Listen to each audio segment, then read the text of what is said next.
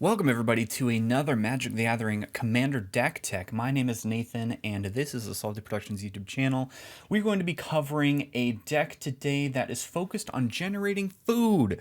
We love eating food. Who doesn't love sizzling up some bacon in the morning and chowing down, just like our good buddy Sam Loyal Attendant, who is the commander of the deck.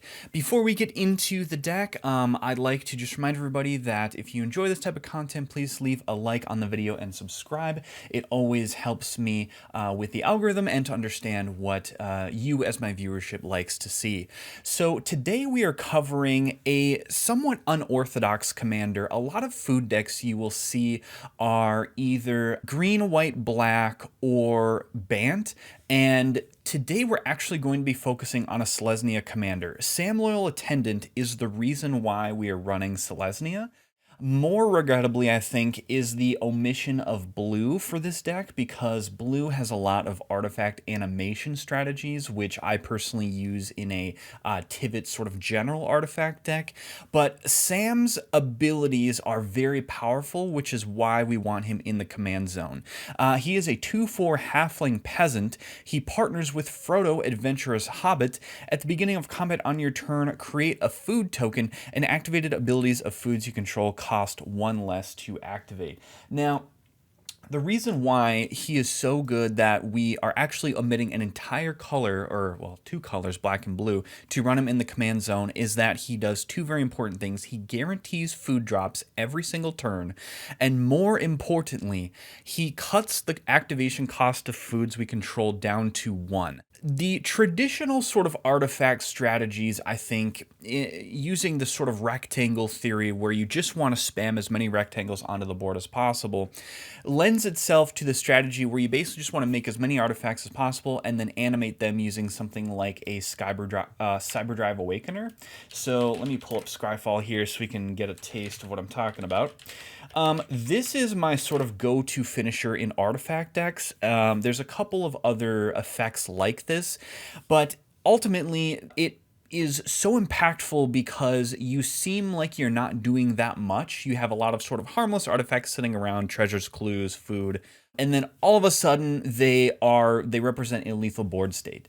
So when we can't do that in the Selesnya colors, what we instead want to do is generate board advantage through life gain strategies or life gain payoffs. And that's why this deck is a little bit, I would say not necessarily lower powered, but it's a little bit lower powered than what I traditionally brew, given that the food strategy, it had some support added to it in Wilds of Eldraine, and then a couple of other cards in Murders at Karlov Manor. But primarily, foods take a little bit more setup to actually get going, to start providing value, and then to generate a lethal board state. So for that reason, if most of the decks that I brew are around a 7, maybe even some being an 8, this is maybe more around the 5 or 6 range, where we might not be able to generate a lethal board state until perhaps turn 8 or 9. So before we get into the individual card discussions, I'd like to cover just some quick stats. So for types of cards that we're running, we have 37 creatures, we have 5 artifacts, 15 enchantments, 7 sorceries, and 1 instant. The omission of instants, you will probably notice, is one of the weaknesses of the deck, which I'll get into in a little bit.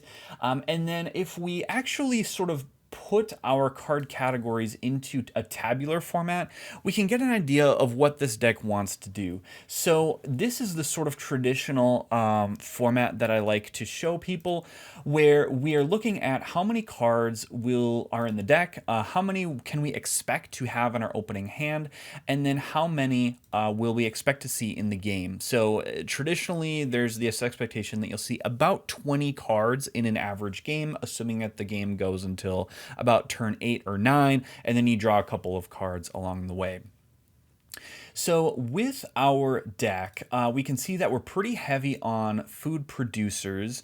This is doubling up with Sam because we want to generate as many food as possible, because that is going to enable our other strategies. We have 10 ramp pieces.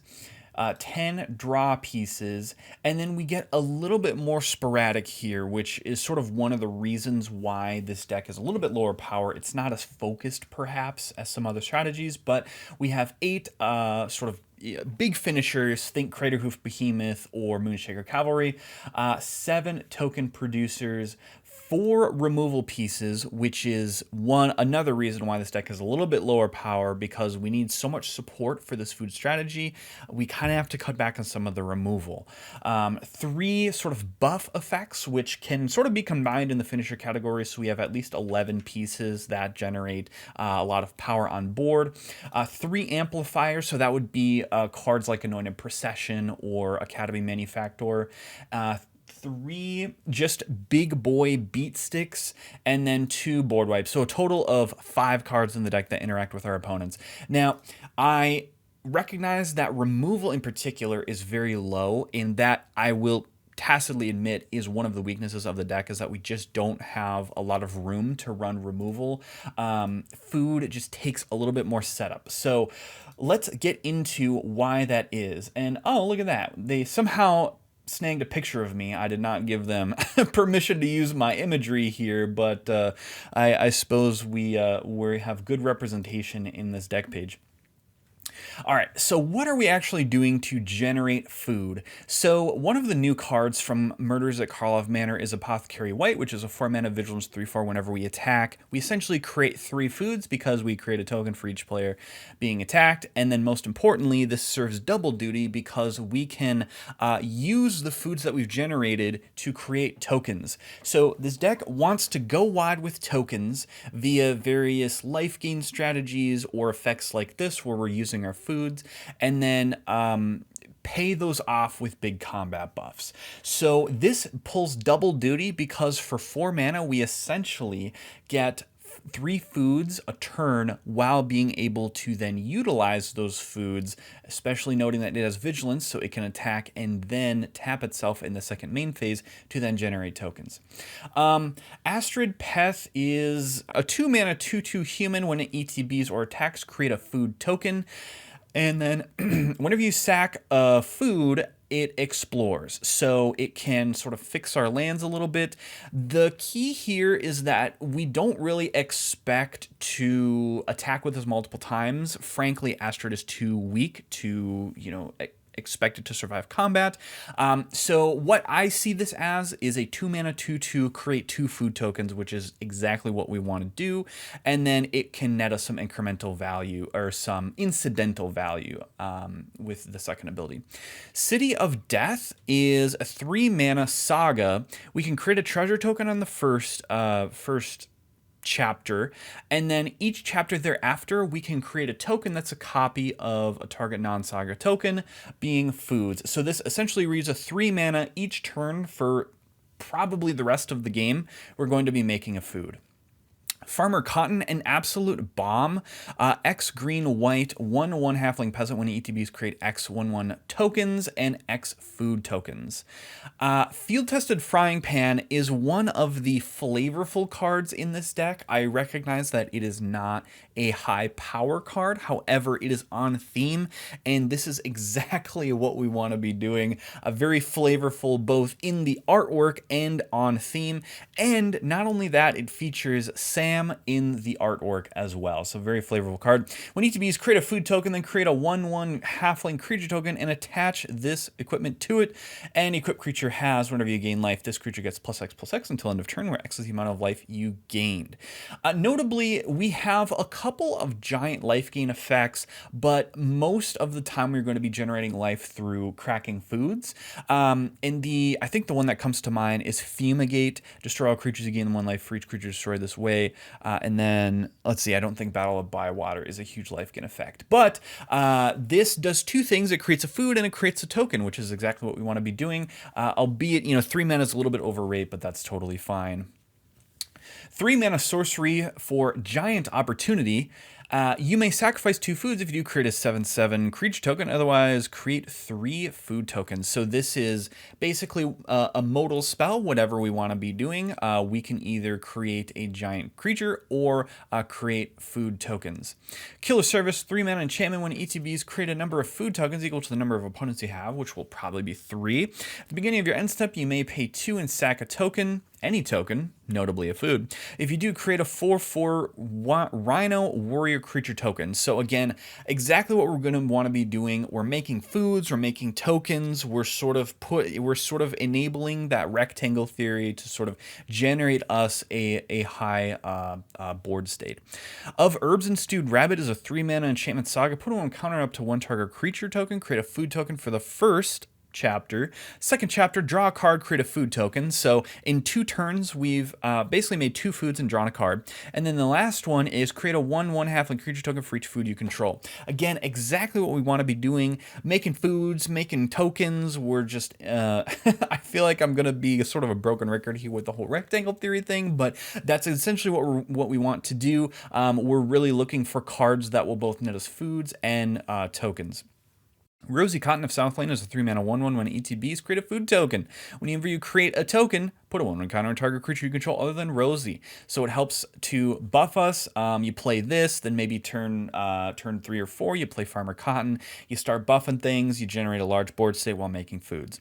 Samwise Gamgee is a great, actually, commander, arguably viable in CEDH. However, I chose to, again, run Sam Loyal Attendant instead because we don't really have a ton of historic cards in this deck to really utilize, even though you can build a very high powered deck around Samwise Gamgee. But this says it's a 2/2 Traveling Peasant for 2. Whenever another non-token creature ETB is under your control, create a food. So just basically making food every turn, and then sack 3 foods, return target historic card from your graveyard to your hand. So artifacts, legendaries, and sagas are historic. Now, if we go to our types, I believe we have a few sagas. So this card isn't dead in the water in terms of the sack effect. It's not amazing because I think we have, let's see, 1, 2, 3 sagas. Then we have, we would have to, let's see, 4, 5, 6, 7, 8 artifacts. And then we have so many legendaries. Let's see, 2. Oh, and then 16, I guess, technically. Tough Cookies and artifact. So 16, so that's basically 21 plus something around 24 cards qualify for this reanimation effect. So, that's also valid if we have a lot of food on board. We can start turning that into what is essentially card advantage. 3 Blind Mice is a 3 mana saga. First chapter, create a 1/1 token. Second chapter, third chapter, create a token that's a copy of target token you control. Food. And then lastly, creatures you control get +1/+1 and gain vigilance until end of turn, which isn't a giant payoff, but it's kind of nice to get that buff in. But mostly, again, we're using this to generate more food. Treebird Gracious Host is a 4 mana 0/5 with Trample Ward 2. When ETBs, create 2 food tokens. Whenever you gain life, put that many 1/1 counters on target halfling or tree folk. Now, when we hop over to Moxfield for a quick moment, we have a total of 10 halflings in the deck. So what I anticipate Treebeard to really be is to put 1/1 counters on itself. It's got a little bit of protection built in, and it has the evasion via trample, which is awesome. So again, this is doing exactly what we want to be doing, which is to generate food and to generate a giant board state sort of at the same time. All right, we'll move on to our ramp category. There's a couple of cards here that I think what I'm doing, let me read this really quick. That's a food. I believe we are running a couple of creature-based ramp pieces in order to capitalize on the later game combat buffs. Sometimes I'm hesitant to run too many mana dorks because they can get absolutely blown out by a board wipe, but The flip side is that if you're not board wiped, generally mana dorks don't really get removed. I mean, nobody's going to target them, and you can use them as a body later on to buff with something like a Crater Hoof. So, Birds of Paradise is a classic 1 mana dork. It can add 1 mana of any color. Delighted Halfling, add 1 mana of any color. Spend this mana only to cast a legendary spell, and that spell can't be countered. So again, we can cast our commander. Eleanor Gardner is a 4 mana 2/4 Halfling Scout. When he ETBs, create a food. At the beginning of your end step, if you sack the food this turn, you may search your library for a basic land card, put that card on the battlefield tapped, then shuffle. This is a synergy piece more so than it is an efficient piece. I would traditionally run something even as basic as like a 3 Visits or Nature's Lore or Rampant Growth over this effect. However, it's a creature, it makes a food token, and it doesn't curve us out perfectly because it's 4 mana, but it's one of those flavor cards where we just want to be running as many sort of food generators as we can to really build up as much synergy as we can. Emerald Medallion, most of the spells in this deck are actually green, and so I am running the green Emerald Medallion, although I could see arguably switching this out for a different ramp piece, maybe a 3 Visits or Nature's Lore, to be honest, because we have an abundance of white spells in here too. So if I go to, let's go back to our green spells again. So if we have, I mean, roughly 2/3 of the deck would benefit from Emerald Medallion. So honestly, I could definitely see cutting this for Nature's Lore 3 Visits, but that's what we're going to be running. Gilded Goose is a mana dork for food deck, so 1 mana flying, ETBs create a food token, and you can also tap it to create a food token, which actually matters in this deck, but you need to tap it and sack a food to add 1 mana of any color. Jaheira, Friend of the Forest, 3 mana 2/3, gives our foods the ability to tap for mana. This is an absolute bomb once you have enough food on board for this to generate you 5 or 6 mana. You can actually go mana positive a lot of the case when playing Jaheira if you have enough food on board. So this is an absolute bomb of a ramp piece. Return from the Wilds is a on flavor and thematic card over an efficient card. 3 mana, sorcery, choose 2, search your library for basic land card, put it on a battlefield tapped, which we're going to be doing. And then we can choose between, depending on what we need, we can either make a token or create a food token, depending on, what is what we need at the moment. Soul Ring, 1 mana. Well, everybody knows what Soul Ring is. I don't need to. I was just in the habit of reading cards. Everybody knows what Soul Ring does. Tireless Provisioner, 3/2 for 3. Landfall, whenever land ETB is under your control, create a food token or a treasure token. So again, whenever we need, most of the time I would say we're probably going to be making treasures because treasures are just pretty much busted in Commander, but we can create some foods if we don't have any foods on board. And then Wild Growth is just a great 1 mana ramp piece to ramp for an additional forest. I think what I'm actually going to do is replace, I think I'm actually running Emerald Medallion for the synergy with Samwise Gamgee. However, I think in the moment, I'm actually going to replace this with Utopia Sprawl. Emerald Medallion replacing with Utopia Sprawl. That's right, folks. We have live deck edits on air because I am not opposed to making those edits in the moment. So those are 10 ramp pieces. Next, we'll move on to our card draw, and this is going to be a lot of sort of card draw that we can get over several turns. There's not a lot of one-off effects in this deck, and what I mean by that is an example, Benny Brack's Zoologist. 3/2 for 4 mana, which will probably not be casting it for 4 mana most of the time. We'll be casting it for maybe 2, I would say, on average. We're going to have at least Sam on the board, which we're not going to ever put him into harm's way, so we'd be tapping at least Sam and maybe one other creature. At the beginning of each end step, if you created a token this turn, draw a card. So, if we can make tokens at instant speed, we can be drawing multiple cards every go around, but this is essentially an Phyrexian Arena for at the very minimum. Dawn of a New Age is a 2 mana enchantment. When it ETBs with a counter on it for each creature you control. In a token deck, we're going to have lots of creatures. At the beginning of your end step, remove a counter from Dawn of a New Age. If you do, draw a card. Then Dawn of New Age has no hope counters on it. Sack it and you gain 4 life. So again, we have some of these. This is hitting on multiple sort of value avenues that we want. We're going to be making a lot of creatures, so it's going to come in with a lot of counters. It is basically a Phyrexian arena for only 2, which I am always happy to run. I'm never sort of disappointed with, something as efficient as 2 mana for that effect is I'm totally fine with.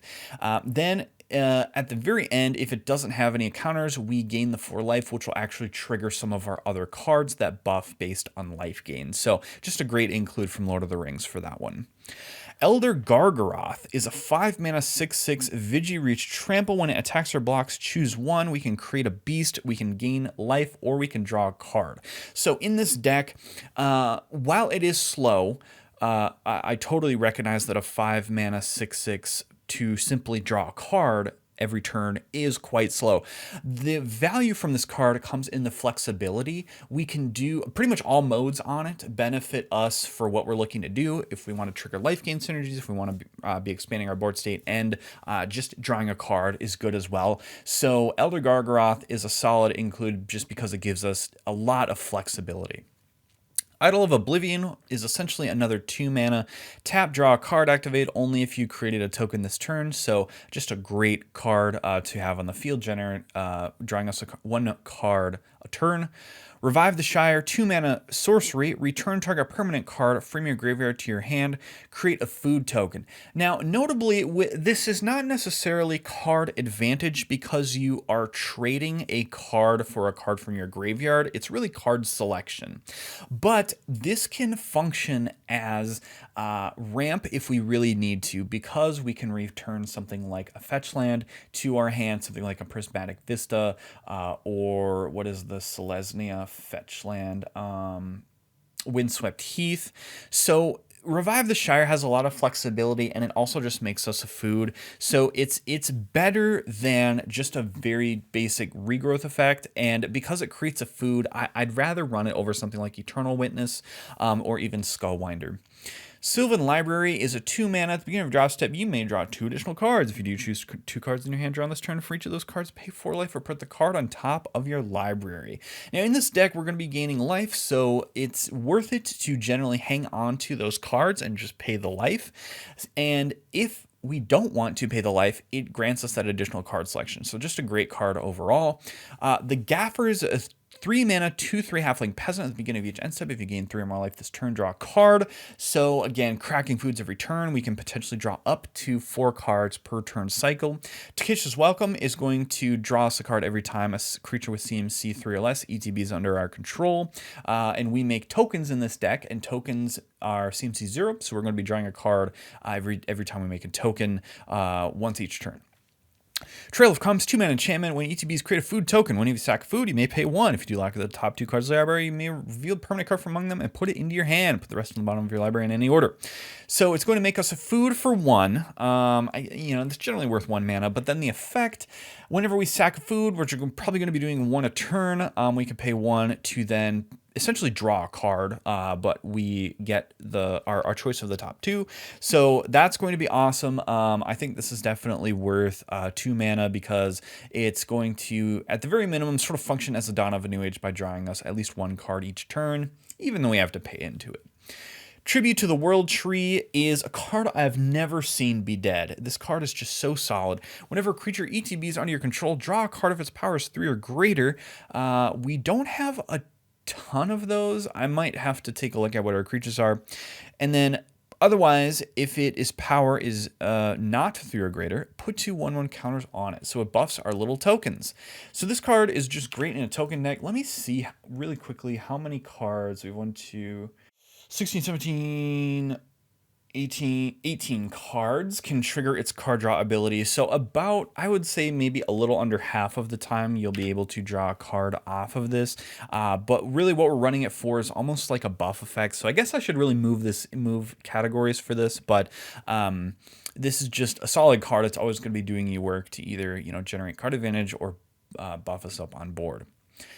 Okay, so that's sort of the supporting cards. So what is the other sort of core of the deck? What are we looking to do? Well, part of this deck is making tokens, which I've already sort of alluded to. So Assemble the Entmoot is an interesting card. 4-mana enchantment creatures you control have reach. Who cares? What we're really running it for is to sack it to create 3 tapped XX green tree folk creature tokens, where X is the amount of life you gain this turn. Put a reach counter on each of them. So the goal is to crack at least 2 foods for, let's say, 2 mana, assuming that Sam is out. And then we can create 3 6/6, generate essentially 18 power for 2 mana. Well, plus the 4 for casting this card. So really for 6 mana, you'd be generating 18 power. And if we crack 3 foods, we'd be paying 3 mana to crack the foods, plus then this as an installment, perhaps on a previous turn. So 7 mana to generate 27 power. So Assemble the Entmoot, just a solid card for generating power on board. Crested Sunmare is one of the best cards in this deck, hands down. 5 mana, 5/5. Other horses you control have indestructible. At the beginning of each end step, if you gain life this turn, create a 5/5 horse token, which will have indestructible as long as this card is on the field. So each turn, we're going to want to be cracking 1 food to generate a 5/5. So this can get out of hand really quickly. Displaced Dinosaurs is a great finisher. 7 mana, 7/7 dinosaur. As a historic permanent, ETBs under your control, it becomes a 7/7 dinosaur creature in addition to its other types. So all of our food producers now produce 7/7s on board. The downside of this card is that it doesn't do anything the turn it comes down, so we need to feed some mana into it. This is one of those cards where it's a good card, but it wouldn't really be enough at a high power table because somebody would probably just like swords this instantly. However, in a food deck, I feel like it still has its place because we can still, if we have 8 mana, we can at the very least play this, crack a food, assuming Sam's on the field, and then we get 2 7/7s. So it's one of those cards where you really want to untap with it. So just know that going in that this is going to be a giant target because it will represent a lot of power on board potentially to your opponents. Griffin Airy is a 2-mana enchantment. At the beginning of your end step, if you gain 3 or more life this turn, create a 2/2 token with flying. So essentially guarantees us a 2/2 creature token with flying every turn, which is great because we want that evasion. Gwaihir, Greatest of the Eagles, is a 5-mana 5/5 bird noble with flying. When it attacks, target attacking creature gains flying until end of turn, so grants evasion. At the beginning of each end step, if you gain 3 more life this turn, create a 3/3 white bird creature token that also grants evasion when it attacks.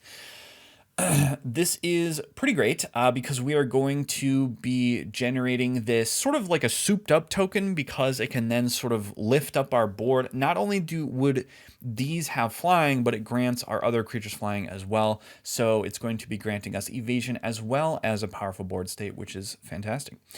Resplendent Angel is a 3-mana 3/3 flying. At the beginning of each end step, if you gain 5 or more life this turn, create a 4/4 White Angel token with flying and vigilance, and then we can basically trigger her ourselves by paying 6 mana until end of turn. It gets +2/+2 and gains lifelink, which gives it 5 power, which means that if it's unimpeded, it can trigger itself. Resplendent Angel is a little bit of a weaker card, if I'm being honest. This is sort of the Magical Christmas Land scenario for this card is that you have, let's say, 6 foods on board. You slam this card, you have mana open. Maybe it's turn 6, so you have, or we'll say turn 7. Or turn 6, so we have, perhaps 7 mana, right? So you have Sam on the field, you have Resplendent Angel on the field, then you have 4 mana open, so then essentially each turn you crack you need 2 foods, so then you'd start to generate 4/4 White Angel creature tokens with flying and vigilance. It's a lot of hoops to jump through to get those tokens. The ceiling, though, is pretty large because we could be generating essentially 8 flying Vigi power per turn cycle. So, this card might be on the chopping block just because it takes a lot of setup for that payoff. And the payoff is like a little bit mid, but you know it's doing what we want to be doing. It's another life gain payoff, and when you're sort of working with food and things like that, this is sort of, you know, just one of those redundant ways to be generating a board state that's benefiting from the life gain effects.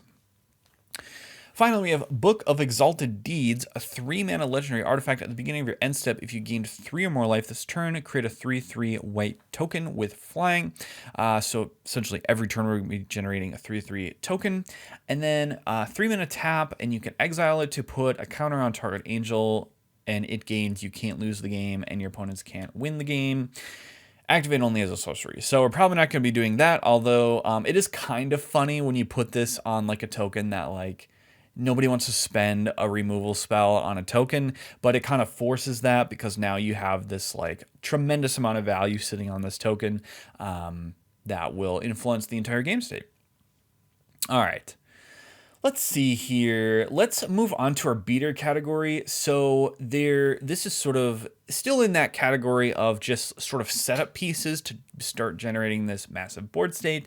Banquet Guests is X green white 0/0, but it has affinity for food, and it has trample ETBs with twice X/1/1 counters on it, and we can pay 2 sack of food to have it gain indestructible until end of turn.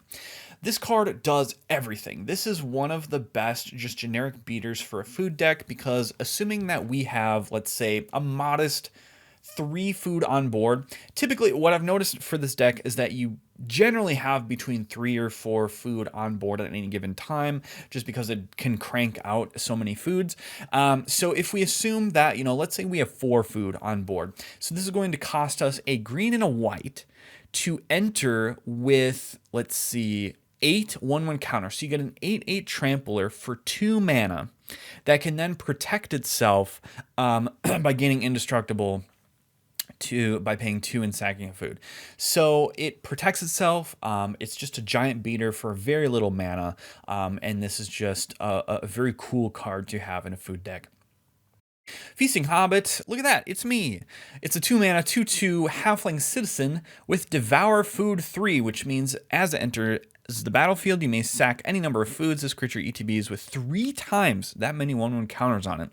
And notably, creatures with power less than Feasting Hobbit's power can't block it. So it is essentially unblockable, because what we're going to be doing is sacking at least 2 or 3 foods. I think ideally you'd like to sack at least 3. So let's run with that scenario. So it's a 2-mana, sack 3 foods. It will enter with, it will be an, wait, hold on, and it will be an 11/11. And then creatures with power less than, so it's an unblockable 11/11 by paying 2 mana and sacking 3 foods. That's just an amazing food payoff and just a great include in this deck. Sproutback Trudge is a 9-mana 9/7 with trample. However, it costs X less to cast, where X is the amount of life you gain this turn. And then at the beginning of your end step, if you gain life this turn, you may cast it from your graveyard. So this is important because we're going to want to sack at least 2 food. And if we do, what this becomes is a 5-mana 9/7 with trample that if it gets removed, we can cast it from our graveyard. So we always sort of have this in our back pocket to be able to cast. So, you know, let's say instead we were to sack, let's see, 3 foods. No, we probably want 2 foods, because wait, how? Okay, so let me redo the math. So if we sack 2 foods, right, we paid 2 mana for that. So this mana cost goes down to 3. So we've paid 2 mana to sack the food, 3 mana to cast this, which is 5. So it's a 5-mana 9/7 with trample, which isn't great, to be honest. That, you know, just generic beaters are not amazing. I mean, like Galta, I think it's a 12/12 or whatever for basically 2 mana. However, what's important about this is that we can always be casting it if it's removed and goes to the graveyard. So just a great sort of card to have in the late game, when maybe if you're in top deck mode, this card can be, you know, just that consistent board state. All right, let's cover the amplifiers. We have Academy Manufactor. If you create a clue, food, or treasure. Instead, create one of each. So this is just one of the best cards in the deck. Again, we're going to be making a ton of food, and this is, with Sam on the battlefield, reads every turn, create a clue, food, and treasure, and that's going to just power our game state to the moon because those treasures are going to be generating so much mana. Anointed Procession, 4 mana, doubles our token producing effects. There is other effects like this. There's Mondrak, Glory Dominus. There is, what is the green one? Parallel Lives. I ran out of room in the deck to run additional types of these effects, and in fact, maybe I might even swap this out with Mondrak, because I think Mondrak effect is not, I think it's any type of token. If one or more tokens will be created under your control, twice how many of those tokens are created instead. So this is a great effect, and I absolutely love this type of effect. It's just that I was sort of running out of room to play these cards because I find that they occupy a very awkward spot in the mana curve, where for 4 it's doing absolutely nothing on your turn. But and then in future turns it powers you up tremendously. So I like this. I just generally like effects that double what you're doing. It just brings me a lot of happiness. But we can only run so many of them.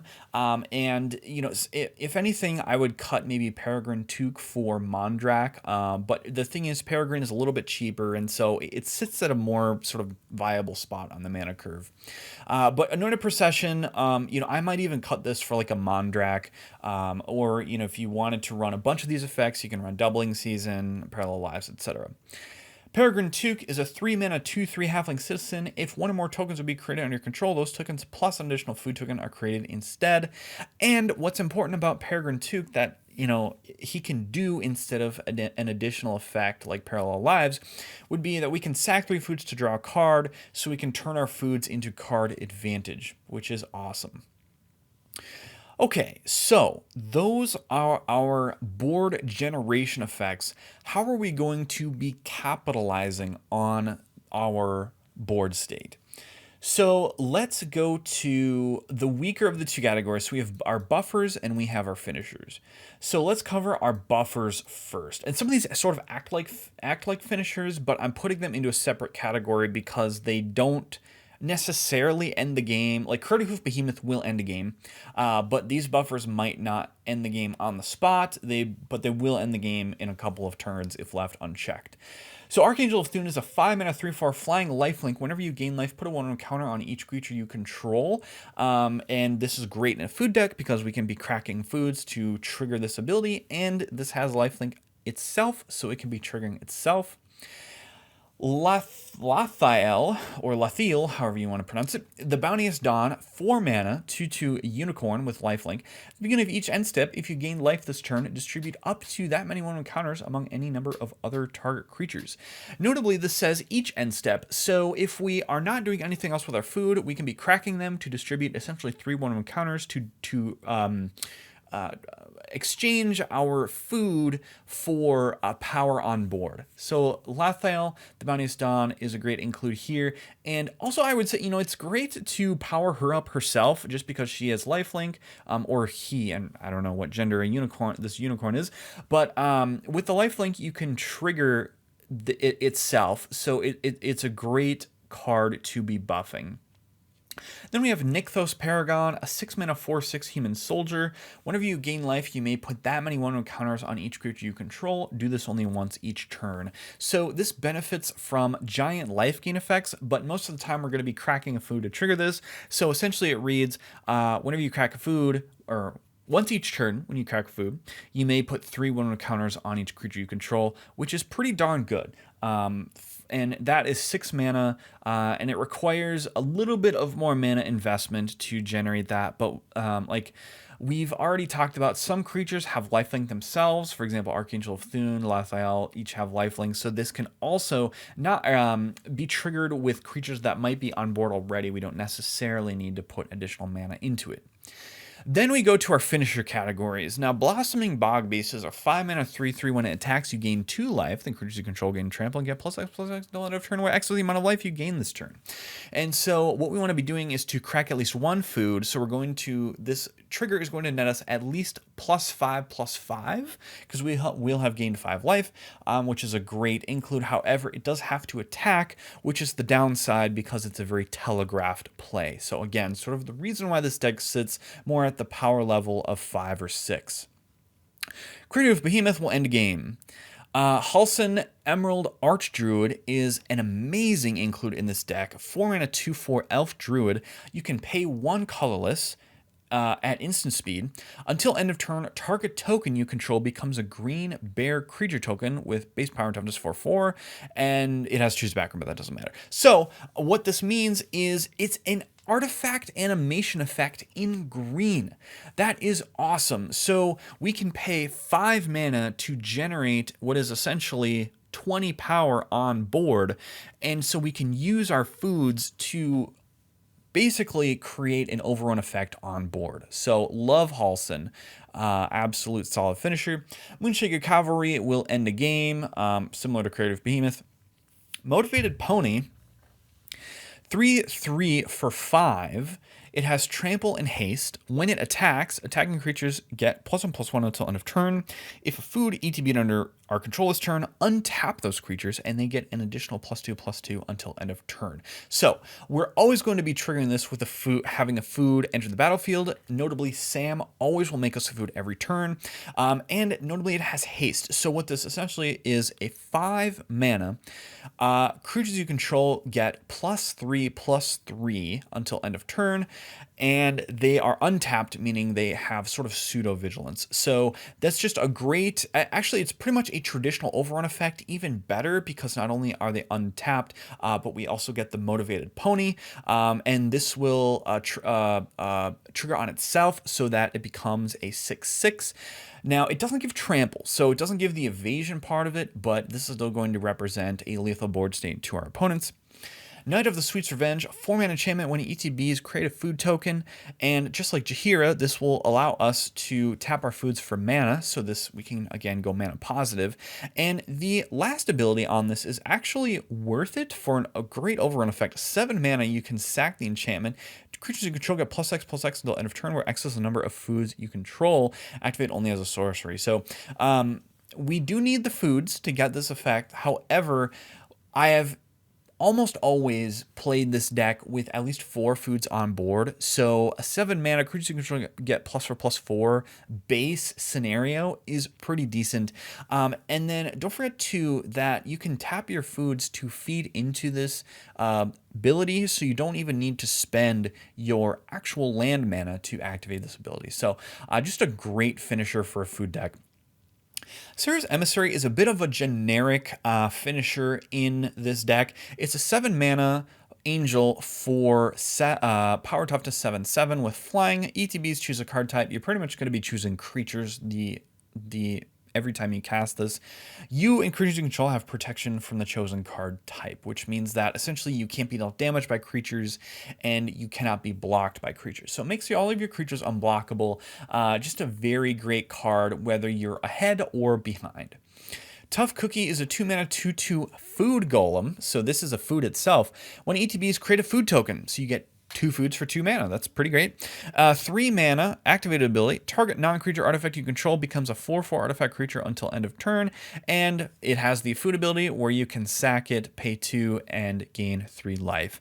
So this is going to be a more expensive artifact animation effect. In fact, maybe I would consider this more as a food production effect. However, if we have a lot of mana laying around, perhaps we have Jaheira on the field, perhaps we have Knight of the Sweet's Revenge on the field, we can pay a bunch of mana into this to animate our food for a lethal board state.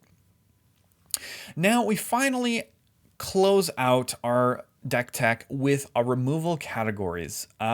There are 6 total pieces that interact with our opponents, and this category is admittedly a little bit short on cards because food takes so much sort of support to really, first we want to be making foods, then we want to be making tokens, and then we want to leverage those foods and tokens to generate a lethal board state. That's sort of step 1, step 2, step 3. And so you need a lot of redundant effects to really make that plan work. And so one of the ways that I was able to do that is by cutting down on the removal category. So we want to be able to deal with as many artifacts and enchantments as we want. I've considered running the dismantling wave over Heliod's intervention, but the amazing part of Heliod's intervention is that it is modal in that we can choose the second part to gain life. So that will benefit us if we have Archangel of Thune, Laphael, Nykthos on the field, and it can save our bacon in the late game if we're low on life and we have just a lot of mana sitting around. Kenny's transformation is going to draw us a card while locking down a creature. Namely, this can be great for locking down commanders on the battlefield and making them into elks with power and toughness 3/3. I love this effect because while it can be removed, it actually replaces itself right away by cantripping. So, it's basically, it's almost on the level of Swords to Plowshares in terms of the efficiency, because you're paying 1 to lock down the creature, and then you're paying another 1 to then draw the card. So I think that's a pretty efficient effect. Lauren of the Third Path is a 3-mana 2/1 human artificer with vigilance. When it ETBs, destroy up to 1 target artifact or enchantment, and then we can tap to have us and target opponent each draw a card. I love Lauren in pretty much any white deck. It has a great ETB. Base case scenario is a Reclamation Sage, which is just a classic card from the olden days. But what I also like about it is that it replaces itself because we can always be targeting the opponent who is the most behind, or you can use this ability to be more political to say, hey, we need a removal spell for that thing over there. Can you, if you draw a card and you hit a removal spell, can you use it on that? Or maybe you can say, whatever card you draw, just don't use it on me, whatever. I'm going to give you the card draw so that you can hit your next land drop or whatever. A similar case, actually, now that I'm thinking about it, it would be good to include something like a Skullwinder, because you can sort of do the similar thing. I'm anticipating that throughout the course of a game, there's going to be at least 1 or 2, or maybe even 3 or 4 spot removal effects used. So Skullwinder allows you to make that deal with your opponent to say, hey, what are you going to, if I target you with this effect, then you can return that card from your graveyard to your hand, but I want you to return this effect. I want you to return that Swords to Plowshares, and I want you to use it on that card over there. So Skullwinder is actually a card I would definitely consider for this deck because it can function as not only card selection, it functions as card advantage and removal. It sort of hits all of these different categories and it hits defense because it's a 1/3 with Death Touch. It not only draws us a card, but we can select which card that card is, and like I just mentioned, we can convince our opponents to pick up a removal spell to deal with the problematic threat at the table, and then they will cast it. We won't cast it, so they will cast it, so it almost represents free removal on a body. So I might actually, I'm like hyping myself up on this card. I might actually cut Resplendent Angel for Skullwinder. We're going to do that right now. We're going to do that right now. Let's Skullwinder, and then we're going to do this right now, because as I was literally talking these effects, I'm like, you know what? Resplendent Angel actually doesn't make that much sense in the long game. All right, so we're actually going to throw this in our card advantage spot. Even though it pulls double duty by allowing us to essentially force our opponents to cast the removal spell. And then finally, in our removal category, we have Spider Food. So this is inefficient. Yes, I totally recognize that. However, it has synergy with our deck because we can destroy up to 1 target artifact, enchantment, or creature with flying, and we create a food token. Finally, what are our board wipes? We have Fumigate, which triggers our life gain synergies to destroy all creatures, and then we have the Battle of Bywater, 3 mana board wipe, destroy all creatures with power 3 or greater, then create a food token for each creature you control. So our creatures actually have a pretty low power on average. I think I counted something like, I don't know, it's like 20, 24 cards that have, well, let's see, actually, let's actually look through it. So we've got, let's see, so 1, 2, so 18, 19. So we have roughly 19 cards that will survive this board wipe. So, does this wipe the board of all creatures? No. However, it will wipe the board of the scariest creatures our opponents have. And again, synergy, we're creating food tokens. So that is the deck. I will have a companion video where I will actually playtest this deck to sort of show that it can assemble a lethal board state by turn 8 or 9 roughly.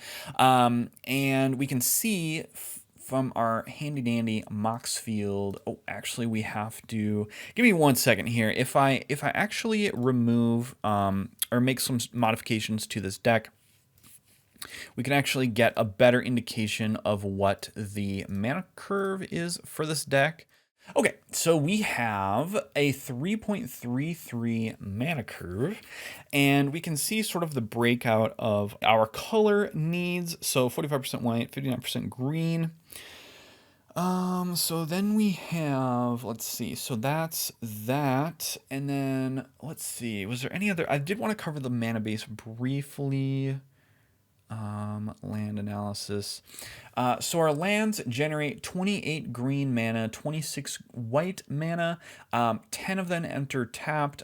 Most of them enter untapped, 27, 7 ping us, and then there's 12 utility lands. So let me just cover super quick the lands. We're running Ancient Tomb because we can use the colorless mana to crack foods. I recognize that this, typically is found in higher power decks like EDH, etc. But in a food deck, I'm not gonna, blink at Ancient Tomb because this deck just sort of needs all of the help it can get. Balagad Sanctuary can help us return cards to our hand. Boseiju can help us to destroy a thing, basically an MDFC land. Let's see, these are all going to just generate us mana. Eagles of the North, I consider a land because we can pay 1 to plane cycle it to search for a plains card to put into our hand and then actually just play that right on the field. So in that situation, it essentially functions as a tapped MDFC land, and it has a bit of an overrun effect on its ETB, which is great. Iganjo is just added utility. We can destroy an attacking or blocking creature. It's not the best of the channel lands, but it is added utility that we would not have otherwise. Emeria can generate us some protection by giving all of our creatures indestructible until the next turn, while also generating 8 power on board. So, it's inefficient, but it's also just an untapped land, so that's just fantastic. Field of the Dead, we have enough cards in here that are different because we're splitting our forest and plains into snow-covered forest and snow-covered plains, so Field of the Dead is just extra tokens we can generate. Generous End actually has synergy in this deck by creating a food token when it ETBs. McKinney Mesas can help us to overrun. Many Partings is essentially a tapped MDFC land. The reason for that is we can pay 1, search our library for a basic land card, reveal it, put it into our hand, then shuffle, create a food token. So we can actually just play this straight up. We can play the land that we tutored to our hand, and then what we're left with at the end of the day is a tapped land to pay for the spell and an untapped basic. So it essentially functions as a tapped land while also creating a food token for free. Minas Tirith is going to draw us some cards on occasion. We can pay 2 to draw a card if we attack with 2 or more creatures this turn. Excuse me. I like to put this into token decks because it can trigger it a little bit more reliably. Nykthos, because we are running a 2-color deck and we have decent devotion. Let's see. These are also... I might actually cut Path of Ancestry for an untapped land, now that I think about it. But because there are 10 halflings, which is a decent amount, but it's not, not crazy in terms of triggering Path of Ancestry. But, the scries are pretty good, so I think I'll just leave it in for now. Reflecting Pool, these are all just mana producers. Selesnya Sanctuary is a bounce land. It essentially draws us a land for entering tapped. And then let's see, I think the rest of these, the Shire. Oh, that's actually a very flavorful card. Enters tapped unless you control a legendary creature, and we can pay to tap it untap creature you control to create a food token. So, most of the time this is going to enter tapped, but, if we have Sam on board, Sam generally isn't really that much of a target in my experience. So I think there's a decent chance that this could enter untapped, and we can incidentally create a food if we have nothing else to do. Turn Timber Serpentine Wood can generate us essentially card advantage by looking at the top 7 and putting a creature card from on the battlefield. If it has CMC 3 or less, put an additional 3/1 counters on it. And then the rest of these are just mana generators, and Yavimaya can fix us for green. So that is the deck. We have a ton of tokens that we can generate here, but the general gist is, again, we are going to be making food, making tokens, and then we're going to be using those food and tokens to then overrun on the board to generate a bunch of power, and at the cost of potentially running less interaction with our opponents. So again, this is sort of meant to hang with almost sort of the upgraded precon crowd, because we don't have as many of those artifact animation effects. I think if we honestly ran this as a Bant deck, it's just that I couldn't find many Bant commanders that really jibed with what this deck was looking to do, and Sam's ability to allow us to crack foods for only 1 is so huge. So that is pretty much the deck, guys. Thank you all for watching. I always appreciate it. If you like the video, please leave a like, and if you enjoy this type of content, please subscribe. I will be making more content like this in the future. I have, I think, 50 some odd more deck techs to get through, so we're going to go through my entire collection, and it continues to grow by the week. So that's the video, guys. Thank you all for watching once again, and hopefully we'll see you all in the next one.